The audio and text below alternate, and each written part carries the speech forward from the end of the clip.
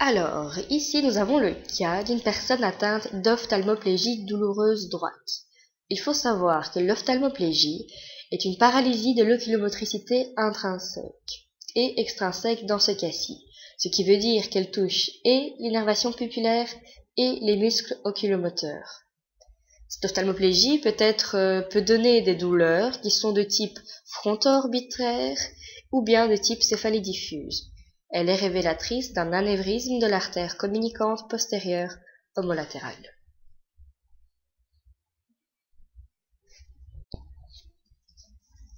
Le réseau vasculaire de l'encéphale a deux origines. Le réseau carotidien provenant de l'aorte et le réseau vertébro-basilaire provenant des artères sous-clavières. Ces deux réseaux forment ensemble le polygone de Willis, qui est un cercle vasculaire qui va donner des branches pour tout le cerveau.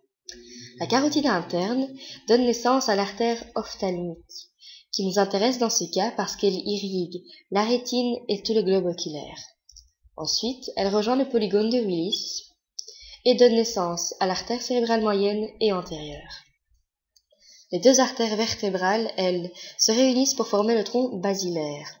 Ce dernier se sépare ensuite pour donner les artères cérébrales postérieures. Il existe une communication entre ces deux réseaux via l'artère communicante postérieure et ça permet à un des deux réseaux de suppléer le second lorsqu'il y a une obturation. Donc, ceci est possible soit via l'artère communicante postérieure, soit aussi parce qu'il existe une communication entre les deux artères cérébrales antérieures. Mais c'est toutefois assez théorique parce que tout le monde n'a pas un polygone de Willis très formé et pas avec les mêmes branches.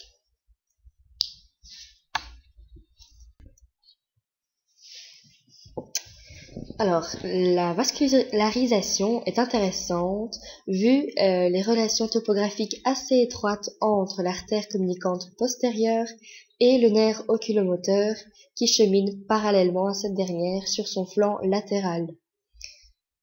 Il peut donc être lésé en cas d'anévrisme de cette artère communicante postérieure.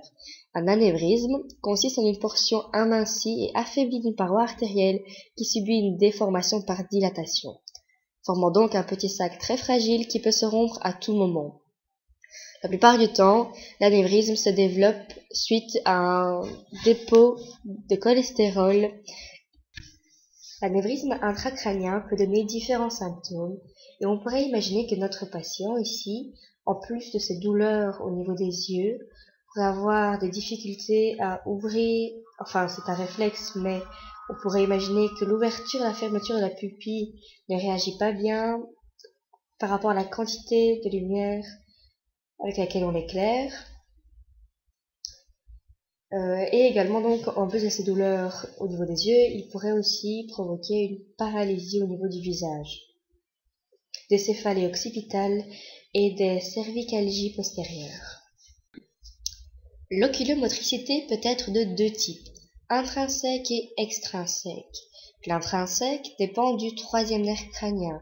Elle donne des mouvements provoqués par les muscles intraoculaires et ce qui permet l'accommodation et la variation du diamètre pupillaire. Quant à l'oculomotricité extrinsèque, elle dépend des nerfs 3, 4 et 6 et dépend des muscles extraoculaires. Elle permet de diriger le regard en un point particulier. Il faut que les mouvements soient bien conjugués pour que tous les points du champ visuel se projettent sur les bonnes régions homonymes des deux rétines. L'anévrisme de l'artère communicante postérieure peut écraser le nerf, ce qui peut conduire à une inflammation médiée par différentes cytokines ou à une dévascularisation du nerf. Tout ceci engendre donc la nécrose de l'axone et son dysfonctionnement qui mène aux troubles oculomoteurs dont souffre notre patient.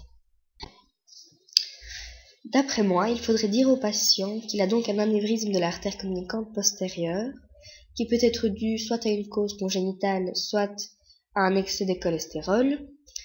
Cet anévrisme va comprimer le troisième nerf crânien.